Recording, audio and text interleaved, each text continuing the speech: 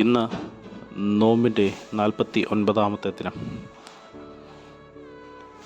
വ്രതശുദ്ധിയോടെ ദൈവസന്നിധിയിലായിരിക്കുകയും ജീവിതത്തിൻ്റെ പോരായ്മകളും പാളിച്ചകളും തിരിച്ചറിഞ്ഞ് അവയെ തിരുത്തിക്കൊണ്ട് നവ്യമായ അനുഭവങ്ങളിലൂടെ ജീവിതയാത്ര തുടരുവാനുള്ള അവസരങ്ങളാണ് ഓരോ നോമ്പും നമുക്ക് സാധ്യമാക്കി തരുന്നത്.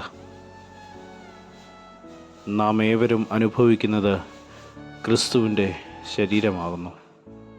ക്രിസ്തു എന്ന അപ്പത്തിൻ്റെ പങ്കുകാരാകുന്നു നാം.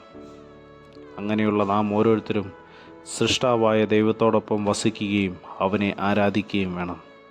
എന്നാൽ ദൈവത്തെ സേവിക്കുന്നു എന്ന നാവാൽ ഏറ്റുപറയുന്നതായ നമ്മുടെ പ്രവൃത്തിയിൽ അത് അനുഭവഭേദ്യമാകുന്നില്ല. സ്വയരക്ഷയ്ക്ക് വേണ്ടി ഏതിൻ്റെയും പിറകെ പോകുവാൻ നാം ഒരുങ്ങി നിൽക്കുന്നു. ജീവനില്ലാത്തവയെ ജീവനുണ്ടെന്ന് തെറ്റിദ്ധരിക്കുകയും ആരാധിക്കുകയും ചെയ്യുന്നു.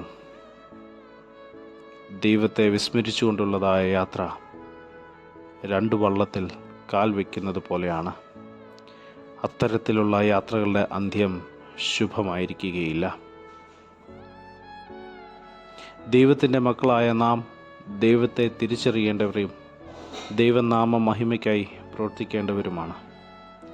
നമ്മെ സ്പർശിക്കാത്ത വിശ്വാസ പ്രഖ്യാപനങ്ങൾ നിരർത്ഥകങ്ങളാണ്.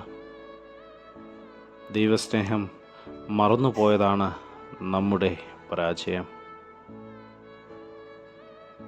സ്വന്തം അവസ്ഥകളെയും നാം ആയിത്തീരേണ്ടതായ അവസ്ഥകളെയും കുറിച്ചുള്ള വ്യക്തമായ ബോധ്യം നമുക്ക് ഉണ്ടായിരിക്കണം.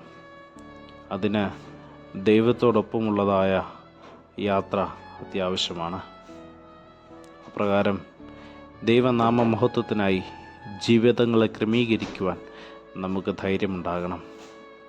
നമ്മുടെ പ്രാർത്ഥനകൾ ഇപ്രകാരമായി തീരട്ടെ.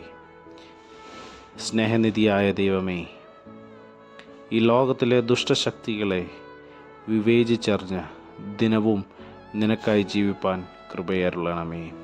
ആമേൻ. ദൈവം അനുഗ്രഹിക്കട്ടെ. സ്നേഹത്തോടെ, ജോയൽ അച്ഛൻ.